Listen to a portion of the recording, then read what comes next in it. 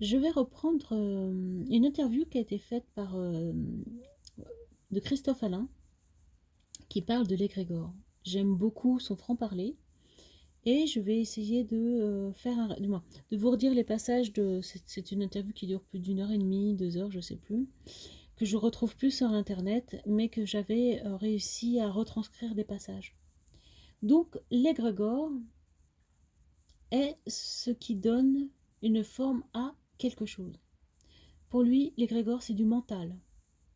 Donc, tout a un égrégore. C'est la forme qu'on lui donne. Derrière, il y a une idée d'autorité, l'idée de survie. L'embryon est relié à la mère et dépend d'elle.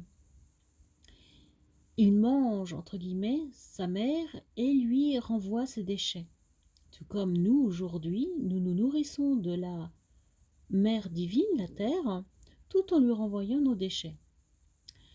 Quand il y a coupure du cordon, c'est le moment où l'enfant doit trouver une forme d'autonomie, mais il continue à manger, entre guillemets, sa mère, l'allaitement. La suite logique serait de trouver son autonomie alimentaire. Pour y arriver, il faut résoudre l'idée d'autorité. Si je n'accepte pas ma propre autorité sur moi, je suis donc toujours en train d'obéir à quelque chose d'extérieur. Et je me nourris de l'autre. Je mange l'autre pour survivre. D'où les mythes de vampires. Devenir respirien, c'est être capable de se nourrir de la relation et non de l'autre. C'est ne plus mettre l'autorité sur l'autre. La télévision a eu un grand effet sur la psyché. Elle a un impact sur nous en prenant une forme d'autorité paternaliste et cela sert à créer nos futurs. Donc, comme je vous l'avais dit, par rapport à cette nouvelle année qui va se commencer, euh, tout se construit dans votre tête aujourd'hui. Donc faites attention à vos pensées. Quel plat je me sers dans la vie? Quel événement je me suis créé? Cet événement, je le mange, je le goûte, je le vis. Soit je le mange et cela passe et cet événement va faire grandir ma conscience. Ce que j'ai vécu va me faire grandir. Soit je le mange, mais il reste coincé. Soit il passe, soit je le rejette et je le vomis. Car je ne peux pas accepter ce que je suis en train de vivre. Cette part que je n'arrive pas à intégrer va être rendue à la terre afin qu'elle puisse la recycler et me la renvoyer sous une autre forme pour que je puisse à nouveau y être confrontée, la vivre et l'intégrer. Et pour que ma conscience puisse grandir. La question est, comment je renvoie ce qui n'est pas intégré et géré? Les animaux, pour manger, leur territoire font... Pardon, pas pour manger. Les animaux, pour marquer leur territoire, font pipi. Mais les humains foutent la merde. L'homme a inversé le pipi et le caca. Alors je préviens tout de suite, hein, Christophe Alain, il est cash. Hein. L'homme a inversé le pipi et le caca qui, lui, doit être enterré. La part animale chez l'humain est refoulée. Et comme on fait un déni dessus, on va devoir le traiter ailleurs sous une autre forme. Accepter qu'on ne puisse pas intégrer toutes les expériences, qu'il y a certaines choses que je ne peux pas intégrer, qu'il y a des choses qui ne sont pas faites pour moi. Si j'accepte que cette expérience n'est pas pour moi, je la rends afin qu'elle aille nourrir autre chose. Dans notre société, le complexe du pipi-caca, que l'on retrouve chez l'enfant de 2-3 ans, n'est quasi jamais dépassé. Ce complexe représente le syndrome d'Alexandre le Grand. Alexandre le Grand disait « Je veux tout absorber, je veux tout pouvoir intégrer et je ne rends rien aux autres ». Il y a ainsi deux fonctionnements. Le syndrome d'Alexandre le Grand, qui s'installe sur une minorité. Je veux tout, tout, tout. Tout absorber, tout pouvoir, et je ne rends rien à d'autres. Et l'autre minorité qui va avoir le comportement inverse. Je fais un déni sur mes besoins, sur ce que je veux, sur ce que j'ai besoin. C'est toujours le même syndrome, mais polarisé à l'inverse. Quand une énergie est dysfonctionnelle, dans notre système de fonctionnement, elle polarise soit en positif, soit en négatif. Si l'idée du divin est dysfonctionnelle, soit il se polarise en fanatisme religieux, soit se polarise en athéisme. Il est dysfonctionnel de vouloir vivre toutes les expériences et tout ramener à soi. Accepter ce que je suis quelque chose de relatif et que je n'ai pas besoin de vivre toutes les expériences. Comprendre que c'est la totalité qui vit toutes les expériences et que je n'ai pas besoin de tout posséder. Accepter que l'on n'est pas l'alpha et l'oméga et qu'il faut rendre à la Terre un certain nombre de choses. Comprendre que cela peut intégrer, que cela sera intégré par d'autres, tout simplement. Donc ça, c'est mon aparté, on est tous complémentaires. On a tous nos dons, nos facilités, et c'est pour ça que nous sommes si nombreux sur Terre. Une fois compris cela, nous sortons de cette énergie. Beaucoup de personnes qui veulent évoluer en spiritualité ne vont regarder, comme il dit, la merde de l'humanité et vont définir l'humain uniquement parce qu'il ne peut pas intégrer sans regarder ce qu'il est vraiment. Attitude toxique. L'humanité a évolué et même s'il fait encore, entre guillemets, caca, il n'est pas son caca. Regardons ce que l'humain a réussi à intégrer. La notion « je ne suis pas là pour vivre toutes les expériences ». Je ne suis pas là pour vivre toutes les expériences. L'ego, qui est notre système de survie, se trouve normalement dans notre corps afin de garantir l'intégrité de notre enveloppe corporelle. Dans ce cas-là, il est fonctionnel. Il est dysfonctionnel s'il se met dans les possessions, dans les relations avec les autres, dans le spirituel. Dans le spirituel, l'ego nous demande de sauver notre âme. Je suis alors en survie au niveau de l'âme. Je vais penser que si je ne respecte pas telle et telle doctrine, je vais perdre mon âme. Je vais penser qu'il n'y a qu'un chemin et que si je ne le suis pas, je serai dans l'erreur. Et ça peut aller très très loin et devenir un ego spirituel. Penser à son âme et vouloir le guérir et l'apaiser, c'est le juste équilibre. Puisque nous savons que l'âme est immortelle. Tous les chemins sont bons et mènent au même endroit parce qu'il n'y a de toute façon pas d'autre endroit où aller. Chacun a son chemin car chacun est différent. Or l'humanité est un corps et je ne suis qu'une cellule de ce corps.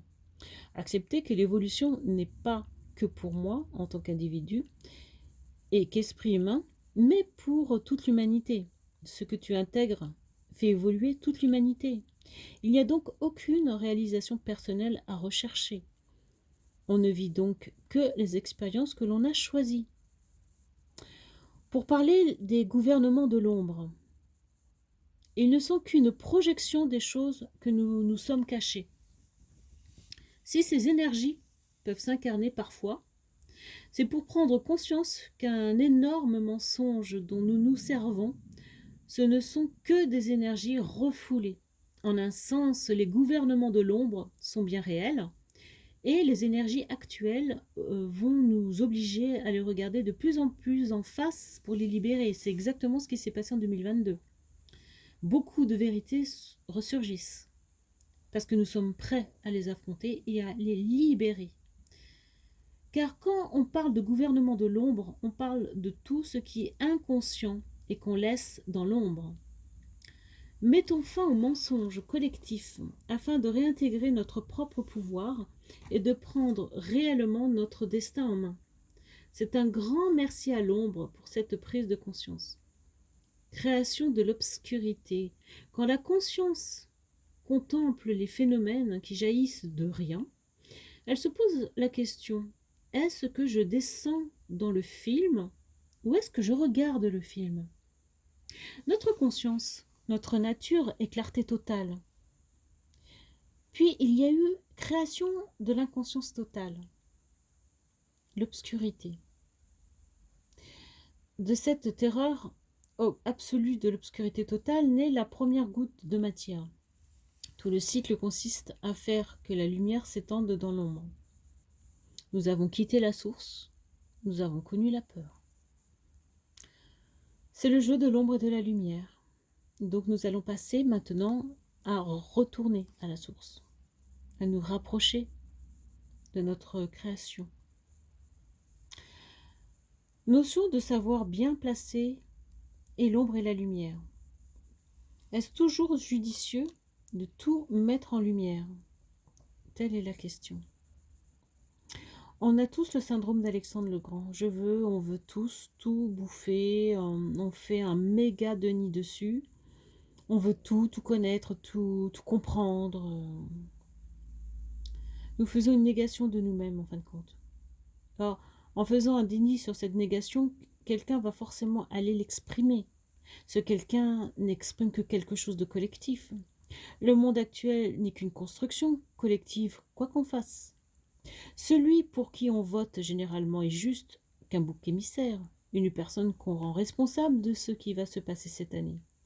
Comprendre que nous sommes responsables de ce que nous créons, tous collectivement. Mais comme personne n'a envie d'être responsable, on met cela à l'extérieur et on dit que c'est la faute de l'autre. Et tant que nous fonctionnerons comme cela, il y aura des politiques. Quand on aura accepté notre responsabilité, à tous, dans notre création collective, tout cela changera. Le gouvernement de l'ombre ne sera plus, car le gouvernement de l'ombre, c'est nous. La peur de la peur. Dès que tu as peur de quelque chose, cela se présente. Et dans le subtil, dès que tu as peur d'une énergie, elle est là. Si tu veux résoudre la peur et comprendre son sens, tu dois te confronter à tes peurs pour, en fin de compte, t'apercevoir qu'elles n'ont pas vraiment de prise. La plus grosse de toutes est la peur de la peur. Et quand celle-ci est dépassée, tu peux commencer à voir la peur autrement. Les esprits liés à la peur sont des énergies qui sont très difficiles pour nous. Quand c'est passé, tu peux discuter car tu n'es plus en conflit et elles t'expliquent à quoi ils servent, les esprits de la peur. La logique du diable, c'est le libre arbitre, le choix de la peur et le choix de l'erreur. Le diable oblige, Dieu est libre arbitre. Il te laisse toujours choisir. Tu sais qu'il existe, tu sais qu'il est là, mais tu choisis soit d'aller vers le bien, soit d'aller vers le mal. Mais le diable va toujours te forcer. Comme en 2022, on nous a forcé des choses avec la carotte. Si tu fais ça, t'auras ça. Si tu fais pas ça, t'auras pas ça. C'est toujours diabolique. L'expérience humaine est une expérience d'individualité, une expérience unique. Les humains étant tous différents, ils font donc tous une expérience unique. Le divin ne fait pas deux fois la même expérience. Ainsi, pour qu'il y ait cette diversité, on est tous bossus et tordus, avec la possibilité de faire plein de chemins et de se tromper.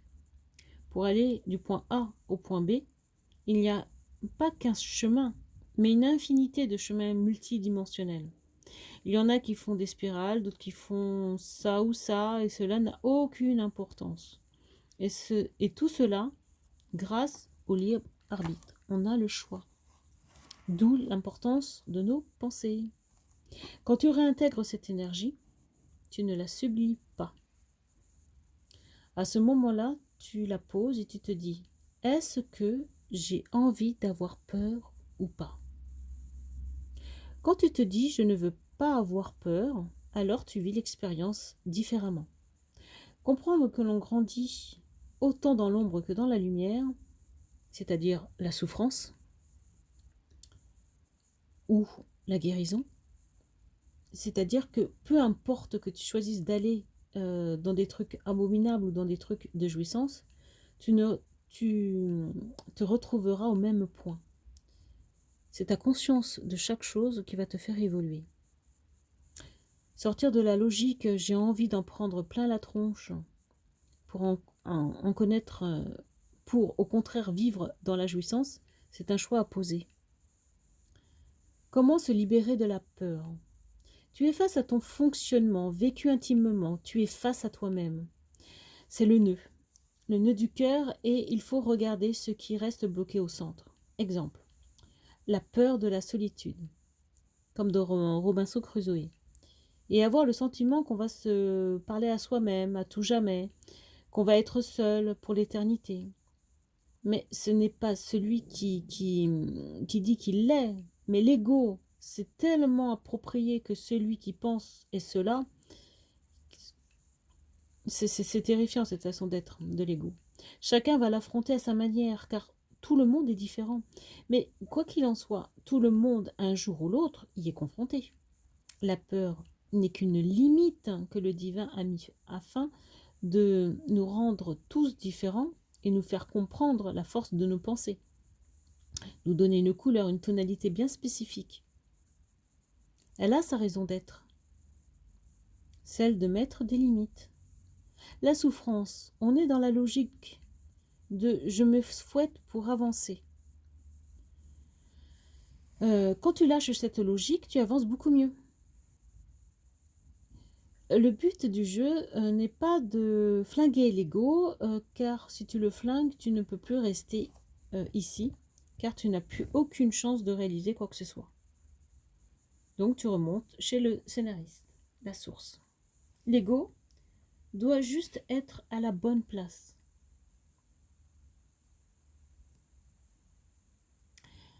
L'ego utilise 3 énergies pour nous permettre de vivre, de survivre.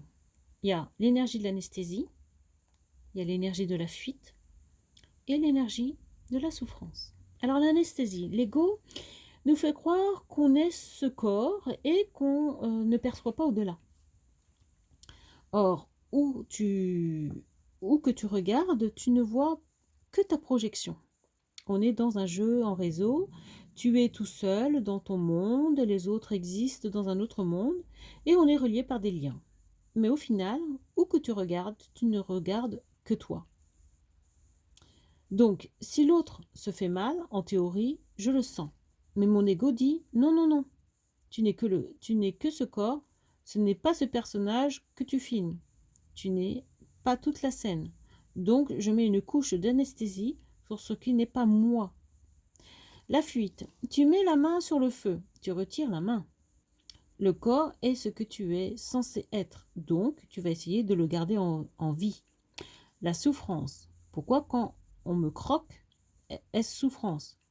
Dans la vie, tout est jouissif, mais l'ego va polariser en souffrance pour que tu ne te fasses pas croquer. Donc ces 3 exemples d'un ego bien placé, il est placé dans le corps pour la survie de celui-ci. Les problèmes commencent quand l'ego est posé sur l'esprit, sur les relations avec les autres, sur les rapports aux autres, et il y a souffrance, anesthésie et fuite quand c'est placé dans les relations.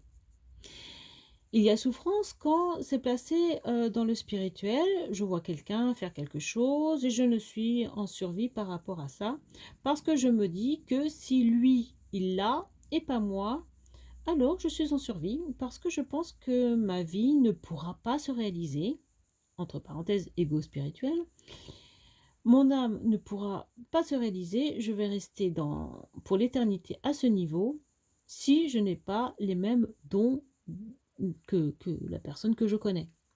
Vous rencontrez quelqu'un qui, je sais pas, qui a don de guérison, etc. Tu dis, ah, il faut absolument que j'expérimente ça.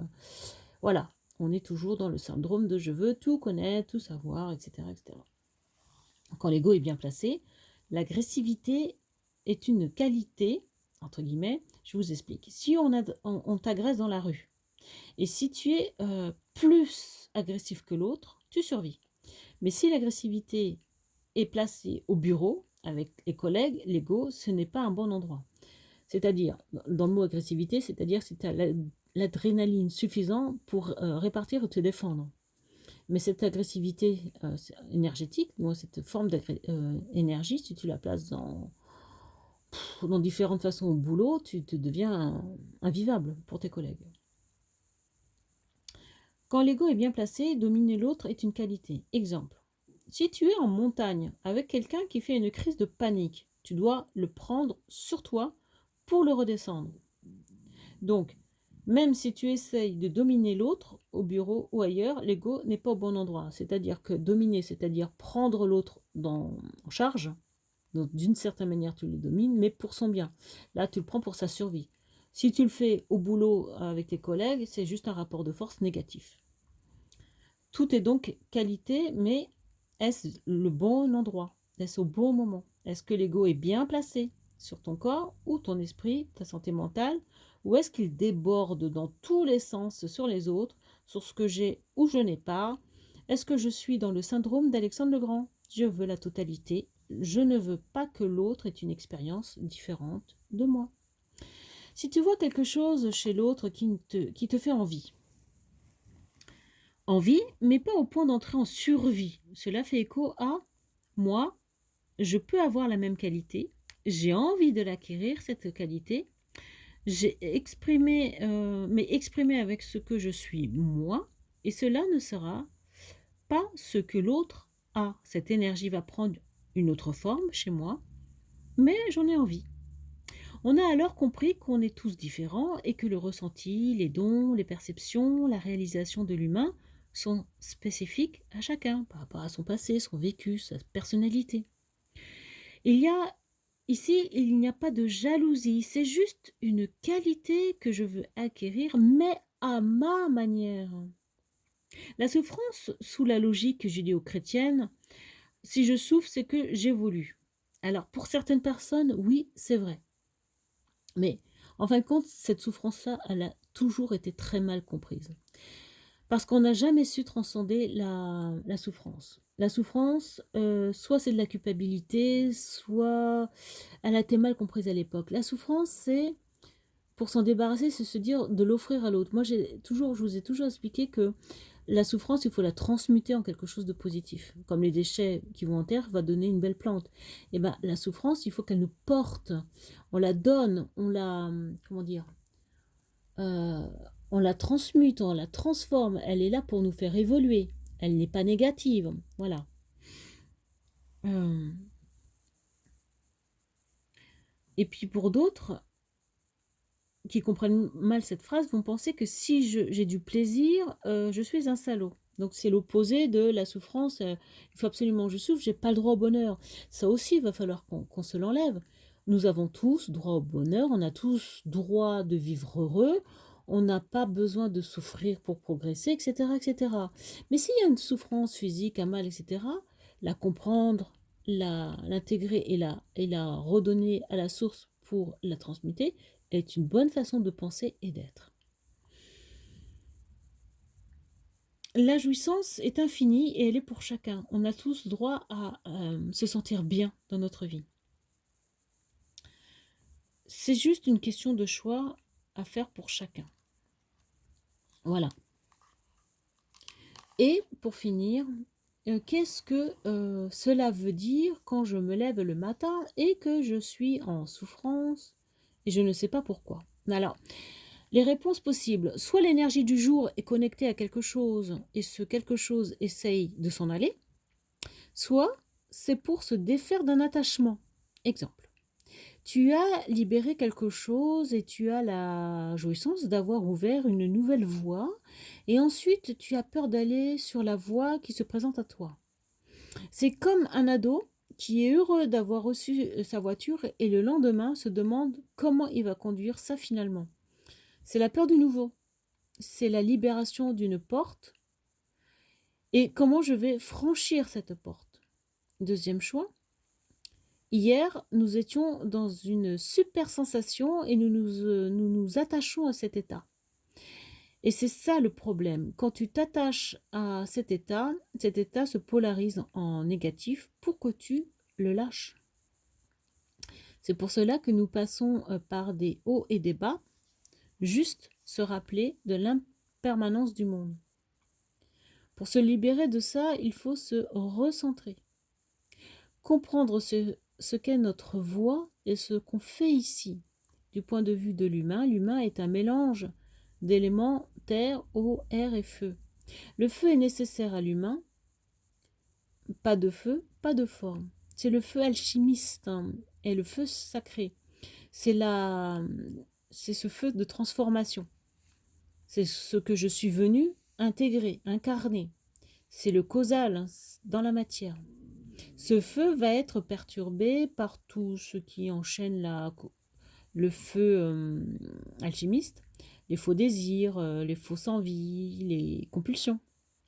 C'est la création de comment j'ai géré l'autorité que j'ai mis à l'extérieur. C'est le syndrome d'Alexandre de Grand qui crée de faux désirs par rapport à ce qu'il pensait, ce qu'on attendait de lui en termes de survie. Les faux désirs, les fausses envies, qui peuvent aller jusqu'une logique de compulsion, qui ne nous nourrissent pas, ne nous remplissent pas. Cela laisse un vide. Quand on a le bon désir, le vrai, le feu sacré, celui-là te nourrit instantanément et tu n'as plus besoin de t'y référer. L'humain a besoin d'avoir un but, donc un désir. S'il n'y a pas de désir, il n'y a pas d'humain. L'âme a besoin d'avoir un plan de vie. Il y a aussi ceux qui viennent sans plan de vie, et là pour eux c'est l'enfer. L'enfer sur terre. Et d'autres qui ont plusieurs plans de vie en même temps. L'âme a donc besoin d'un plan de vie, mais ce plan de vie n'est pas une chose compréhensive par l'humain. Exemple, on veut vivre l'amitié. Cela peut se vivre d'un millier de façons différentes en tant qu'humain, soit en positif, soit en négatif. Exemple. Je veux savoir ce que c'est que d'avoir des amis par le fait d'en avoir beaucoup et de le vivre. Ou j'enlève tous les amis pour voir ce que c'est que de ne pas avoir d'amis. Et qu'est-ce qui me manque finalement? On a souvent les deux types de comportements face à une expérience. Soit on la vit en entrant dedans, soit on en fait une démonstration par l'absurde, en retirant tout pour savoir à quoi cela servait. Et voilà.